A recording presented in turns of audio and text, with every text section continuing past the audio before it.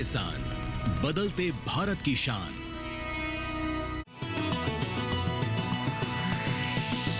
DD किसान, बदलते भारत की शान।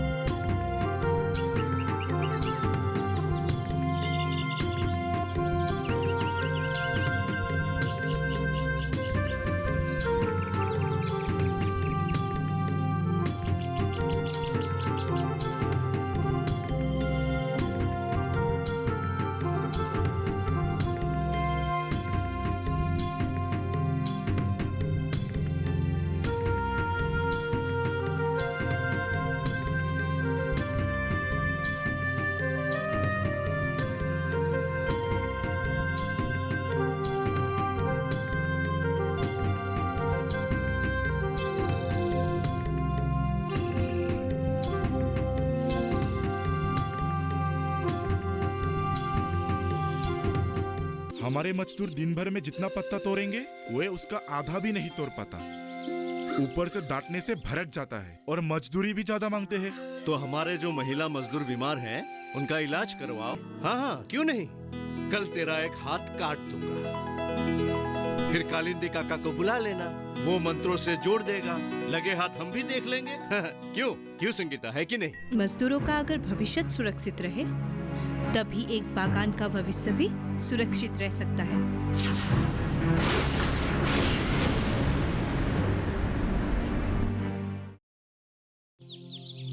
और फिर अगले ही दिन संगीता मैडम ने आदिवासी युवक शंकर और नंदी की बेटी चंपा के सहयोग से बागान की बस्तियों का दौरा किया। आ गए तुम लोग?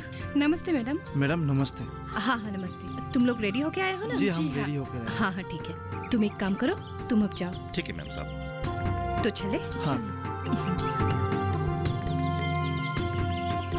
शाम ढलने से पहले जितना ज्यादा हो सके इस इलाके का दौरा कर लेंगे। अरे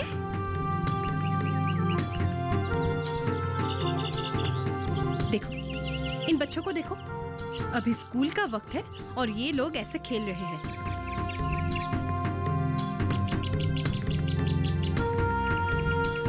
ये लोग ऐसे ही रहते हैं मैडम।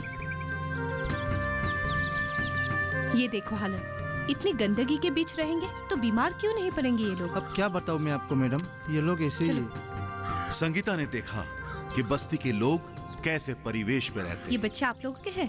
हाँ, ये मेरे नाती पोती हैं, अपने ही बच्चे हैं। ये स्कूल क्यों नहीं जाते? वो क्या है कि हाँ, ये लोग सरकारी स्कूल में जाते हैं पर अब नहीं जाते हैं। अरे भेजिए इन्हें स्कूल,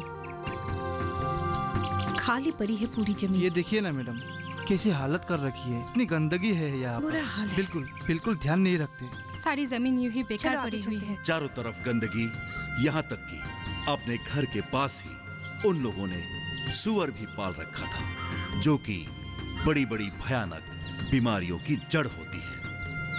मैडम, इनमें से एक भी बच्चा स्कूल नहीं जाता। ये लोग क्यों नहीं जाते हैं स्कूल? जाते थे, पास में स्कूल है, तुम लोग क्यों नहीं जाते हो? अब नहीं जाते हैं, इतना पहले दूर जाते होता थे है। ना, हाँ, अब फिर से जाना पड़ेगा स्कूल। अच्छी तरह से पढ़ाई करनी होगी, ठीक है? मैडम, इस शौक पर लोग दिन भर ऐसे ही बैठे रहते हैं। क्यों? काम दाम कुछ है ही नहीं, बस ताश खेलते रहते हैं। कोई कुछ कहता नहीं है क्या? इन लोगों को हमने पहले भी बहुत बार समझाया पर समझते ही नहीं है। अरे मैनेजर नहीं मैडम, आप लोगों को तो इस वक्त बागान में होना चाहिए, काम पर क्यों नहीं जाते? होना तो चाहिए, आज तबीयत ठीक नहीं है। अब बैठिए बाहर। आपके बच्चे हैं? हाँ, 5 बच्चे स्कूल जाते हैं कि नहीं? जाते थे। और क्या कितनी उम्र है तुम्हारे बच्चों की? 10-11 साल। पते तोड़ने जाते हैं छोकरी लोग। स्कूल नहीं जाते आप लोगों के बच्चे? पते तोड़ने से कमाई हो जाती देखो, है। अब से उन लोगों को स्कूल में भेजो, पढ़ाओ उन्हें। जी जी, कोशिश करेंगे हम लोग। स्कूल के शिक्षकों से उन्हें ये पता चलता है कि आदिवासी बच्चे स्कूल आना ही नहीं चाहते। स्कूल में दाखिला तो वे ले लेते हैं पर कुछ दिन आने के बाद छोड़ देते हैं। कारण पत्ता तोड़ेंगे तो पैसे कमाएंगे।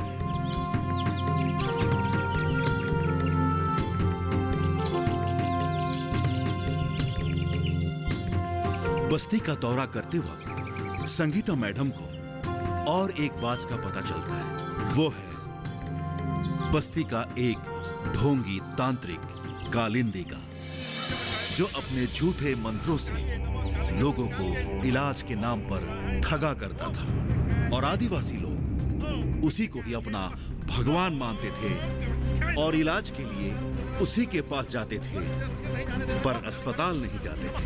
ओम महाकाले, ओम महाकाले, ओम जय जय, ओम नमः शिवाय, भद्रकाले नमः, जय जय, ओम फट, ओम जय। बागान के लोगों की सोच, शिक्षा व्यवस्था, परिवेश आदि को देखकर संगीता दंग रह जाती है। संगीता आदिवासी लोगों से मिलती है, बच्चों के माता पिता से मिलती है, स्कूल के शिक्षकों से भी मिलती है और अंत में इस नतीजे पर पहुंचती है। बहुत बुरा हाल है विकी, बहुत बुरा।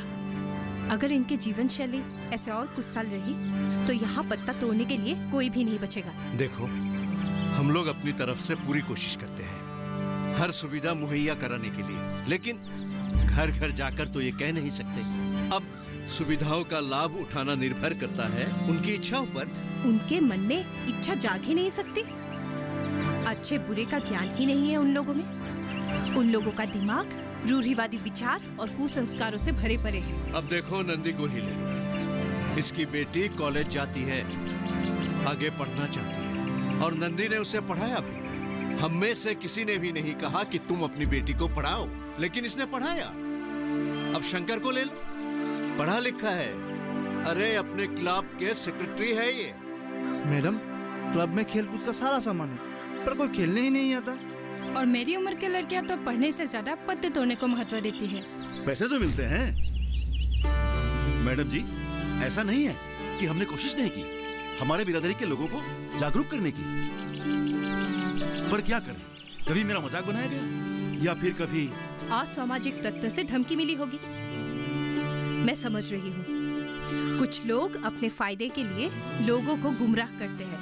ऐसे लोगों को उखाड़ फेंकना है। अब क्या करना है ये मैं तय करूंगी। संगीता, अब बंगलो चलो, शाम होने को है। ठीक है। शंकर और चंपा, तुम दोनों आज शाम को हमारे बंगलो में आना। कुछ प्लान है, ठीक है? अब मैं चलती हूँ। जी बहुत अच्छा। ठीक है, जल्दी आ जाना। चलो।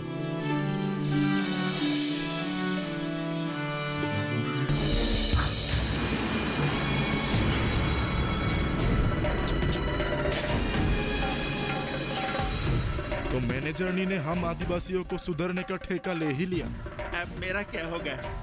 लोग इलाज के लिए अस्पताल जाने लगे तो जो मंत्र मुझे याद है वो भी मैं भूल जाऊंगा।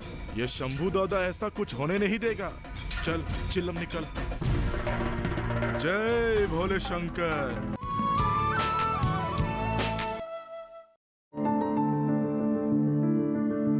फसल में कीट लगा हो या कोई बीमारी, पशुपालन में हो कोई दिक्कत या चाहिए कोई जानकारी, फोन उठाएं, नंबर मिलाएं और कहें हेलो किसान। हेलो किसान, हेलो किसान, हेलो किसान। सोमवार, बुधवार और शुक्रवार शाम 6 से 7 बजे सिर्फ डीडी किसान पर।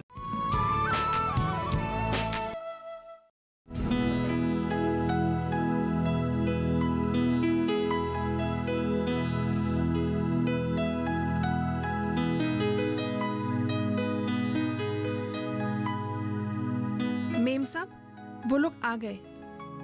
आओ बैठो। अरे बागान की नियम छोड़ो, बैठो।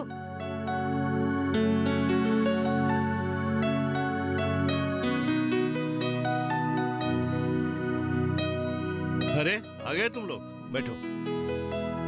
अरे बैठो, बैठ जाओ। ये लो। इसे ध्यान से पढ़ो। संगीता, अगर कुछ कॉपी बनवाना हो तो कह देना, मैं ऑफिस से बनवा कर लाऊंगा। नहीं नहीं, अभी जरूरत नहीं है। हाँ, तो क्या समझ में आया तुम लोगों को? जी मैडम, वो सरकार की कोई योजना है। बिल्कुल सही। भारत सरकार के आदिवासी मामलों के मंत्रालय ने आदिवासियों के कल्याण के लिए वनबंधु कल्याण योजना की शुरुआत की है।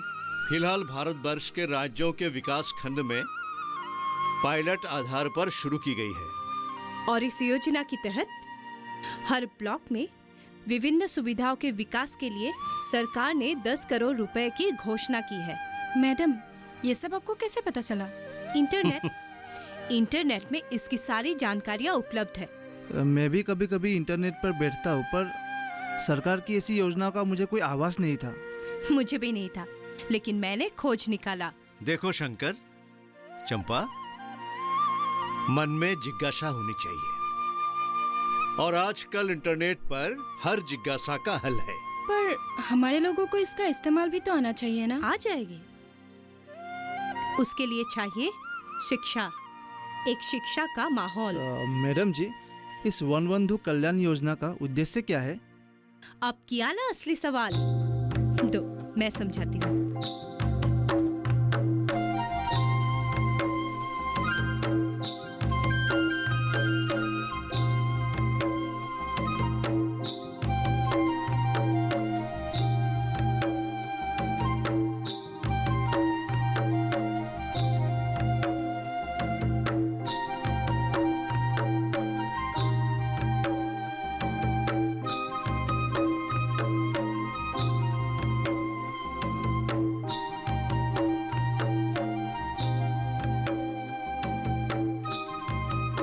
अब समझ गए ना? अब ये सारी बातें तुम दोनों को अपनी बिरादरी में बतानी है। सिर्फ हम दोनों? मैं रहूंगी ना तुम्हारे साथ। साथ में मैं भी रहूंगा। मैं भी रहूंगा साहब। जिस कार्य में हमारे बिरादरी की, हमारे समाज का विकास हो, वैसे कामों में मैं कभी पीछे नहीं होता। आइए नंदी जी, बहुत अच्छा हुआ कि आप आ गए। नहीं मैम साहब, मैं यही ठीक हूँ। पहले ही नियम तोड़ के यहाँ तक आ गया। क्षमा करना साहब। अरे कोई बात नहीं नंदी, कोई बात नहीं। आओ चलो बैठो, आओ। बाबा, हमें एक मीटिंग बुलानी होगी। लोगों को इकट्ठा करना होगा। उन्हें ढेर सारा संदेशा देना है। क्यों नहीं बिटिया, मैं इकट्ठा करूंगा लोगों को। घर घर जाकर उन्हें बुलाऊंगा। साहिब, अज्ञानता और शिक्षा के अभाव ने ही मेरी माँ को मुझसे सीना है। हमारी जनजाति की विकास और कल्याण के लिए हम कुछ भी कर सकते हैं। गुड। बस नंदी जी, मुझे हमें इसी जज्बे की जरूरत है। इसे हमेशा कायम रखिएगा। अभी आप लोग जाइए, कल मिलते हैं। नमस्ते। ए कलिंदी, हाथ क्यों जोर रहा है रे? माफ करना, मैं नहीं पीऊंगा। बहुत हो गया, मंत्र भूल जाऊंगा। यह क्या बकवास कर रहे हैं? क्यों भूलेगा मंत्र? अगर सच में मैनेजर ने जो कहा, अगर वो कर दिखाया तो लोग अस्पताल जाने लगे तो मेरा मंत्रों का क्या होगा? कुछ नहीं होगा। कोई नहीं जाएगा अस्पताल। अपना राज ऐसे ही चलते रहेगा। मैं लोगों को भड़काऊंगा कि वे अस्पताल ना जाए, और तू उन पर अपना मंत्र झाड़ते रहना। मुझे कमीशन देते रहना। तब तो ठीक है। मेरे मंत्र भी तैयार है और गोलियां भी तैयार है। गोलियां? अरे जड़ी बूटी वाली, पूरा सेटिंग है। चिंता की कोई बात नहीं है। सेटिंग? कैसी सेटिंग? नहीं, कुछ नहीं। हाँ ठीक है। देखो कलिंदी, अगर ये आदिवासी लोग पढ़ लिख गए तो फिर हो गया बंटाधार। किसका? हमारा। और किसका? अरे ये बागान भी बंद हो जाएगा। कैसे? सब मजदूर अगर पढ़ने लिखने लगे तो फिर पत्ता कौन तोलेगा? मजदूरी कौन करेगा? जब बागान ही बंद हो जाए तो हम क्या करेंगे? हमारे बीवी बच्चे क्या करेंगे? बस यही बातें तो समझाना है लोगों को। ये पढ़े लिखे लोग अपना उल्लू सीधा करने के लिए कुछ भी बोलते रहते हैं। ठीक कहा शंभू, ठीक कहा। हम आदिवासी लोग जैसे थे वैसे ही रहेंगे। ऐसे कह देने से नहीं होगा कालिंदी महाशय।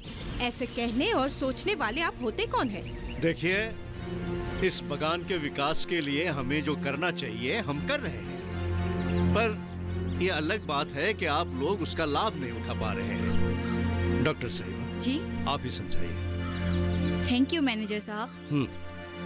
देखिए, इस बगान की स्कूल मास्टर, अस्पताल की डॉक्टर, कंपाउंडर, नर्स सभी मुफ्त के तनख्वाह ले रहे हैं और इसकी जिम्मेदार है आप लोग, क्योंकि आप लोग अपने बच्चों को स्कूल भेजते नहीं हो। बीमार पड़ने पर भी आप लोग अस्पताल जाते नहीं हो। स्कूल मास्टर और हम लोग बेकार हो चुके हैं। हमसे तो अच्छे ये कालिंदी ओझा है। क्यों कालिंदी? ये लोग इलाज के लिए मेरे पास आते हैं तो मैं क्या करूं? मुझे इलाज करना पड़ेगा। इस साल मलेरिया के 5 केसेस आए थे, 5 ही तुम्हारे पास गए और तुम एक का भी इलाज नहीं कर पाए। 3 तो मारे गए और बाकी 2 जनों को हमने ऐन वक्त पर शहर भेजकर बचाया।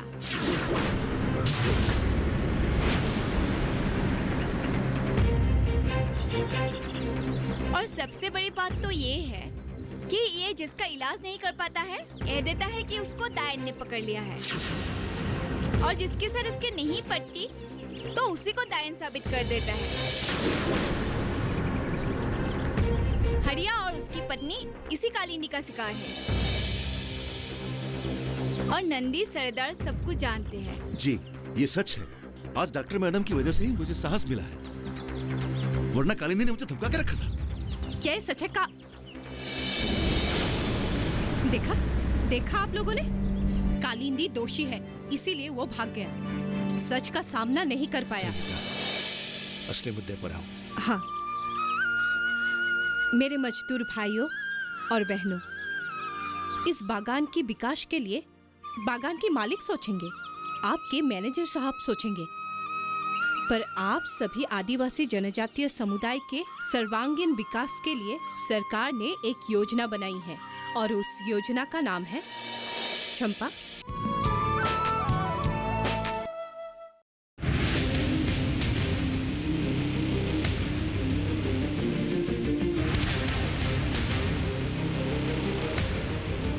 जब तपती है धरती, सूरज उगलता है आग, ठंड में जब सर्दी जमा देती सबके हाल, सब छुप जाते अपने अपने घरों में, तब बाहर निकलता सिर्फ एक इंसान, भरने के लिए हम सबका पेट, खून को पसीने की तरह देता बहा, थक जाता, झुलस जाता, हो जाता बीमार, तब उसकी सेहत का ध्यान रखता सिर्फ डीडी किसान।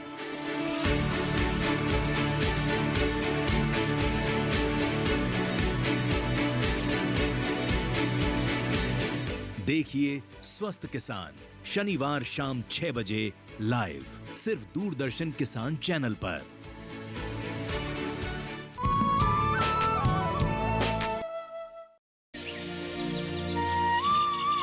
प्रधानमंत्री वनबंधु कल्याण योजना। इस योजना से क्या होगा? हमारे बिरादरी, हमारे समुदाय का विकास होगा, हमारा भविष्य सुरक्षित होगा। इस योजना का उद्देश्य क्या है? शंकर, चंपा, शुरू करो। वन बंधु कल्याण योजना का उद्देश्य है जनजातीय क्षेत्र से जीवन की गुणवत्ता में सुधार, शिक्षा की गुणवत्ता में सुधार, आदिवासी लोगों के लिए गुणात्मक और स्थायी रोजगार, गुणवत्ता को ध्यान में रखकर बुनियादी अंतराल को संयुक्त करना, और आदिवासी संस्कृति और विरासत की सुरक्षा। ये लोग इतनी बातें कैसे जानते हैं? ये लोग पढ़े लिखे हैं, ज्ञानी हैं, अच्छे माहौल और अच्छे वातावरण में रहते हैं, इसीलिए स्वस्थ है। हाँ, अभी सरकारी योजनाओं के बारे में भी ये लोग जान गए हैं, इसीलिए जल्द ही इनके पास रोजगार भी होगा। इस योजना के अंतर्गत स्थायी रोजगार, गुणात्मक उच्च शिक्षा, सबको अच्छा स्वास्थ्य, रहने के लिए उपयुक्त घर, स्वच्छ पीने का पानी, सिंचाई, बिजली आदि की व्यवस्था की जाएगी। साहब एक बात बताइए, अगर हम आदिवासी लोग पढ़ लिख गए तो आप बागान कैसे चलाओगे? ये सोचना तुम्हारा काम नहीं है शंभू, तुम अपने जमाने के सोचो। अभी जो मजदूर तुम्हारे पास है उनके विकास के लिए सोचो। भविष्य की तो हम सोचेंगे।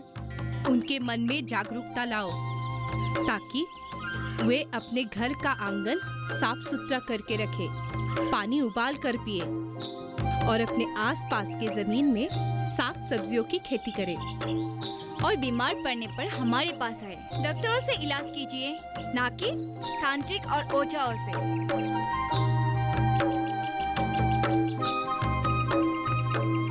खास कर बहनों से अनुरोध है कि वो स्वस्थ रहे ताकि अपने घर के सदस्य को भी स्वस्थ रख पाए।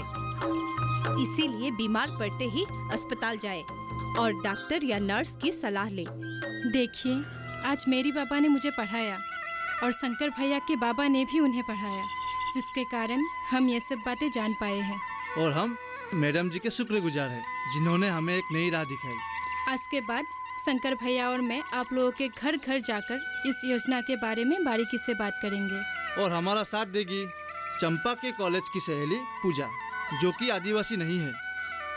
पूजा, तुम कुछ कहोगी? जी नमस्कार, मैं एक मजदूर की बेटी हूँ। मेरे पिता ठेला चलाते हैं, लेकिन उन्होंने पढ़ाई के महत्व को समझा और मुझे पढ़ाया। और आज ये कॉलेज की पढ़ाई के साथ साथ एक इंटरनेट केंद्र में भी काम करती है। और आगे इस योजना के बारे में सारी जानकारी हमें पूजा ही देगी। मैं कोशिश करूँगी। एक अजनजातीय मजदूर की बेटी अगर पढ़ लिख कर काबिल बन सकती है तो आप लोगों के बच्चे क्यों नहीं?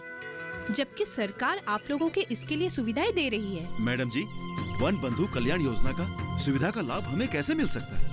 मेरे कहने का मतलब है किस ऑफिस के साथ संपर्क रखना होगा? नंदी जी, इन सेवाओं वो माल के वितरण के लिए आदिवासी कल्याण विभाग या नोडल विभाग, एकीकृत आदिवासी विकास एजेंसी तथा एकीकृत आदिवासी विकास परियोजना के ऑफिस के साथ संपर्क करना पड़ेगा। मेरे बिरादरी के भाइयों और बहनों, अब तक हम लोग जैसे जी रहे थे वो अब बस हमारा एक अतीत बनकर रह जाएगा। एक सुनहरा भविष्य और एक नया सवेरा हमारा इंतजार कर रहा है और हमें खुद चलकर उसके पास जाना है।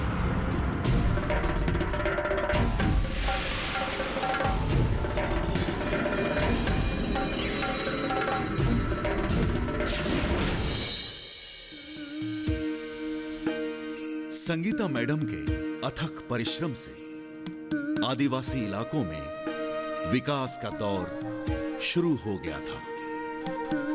संगीता मैडम ने स्कूल के शिक्षकगण और अभिभावकों के बीच एक सेतु का काम किया।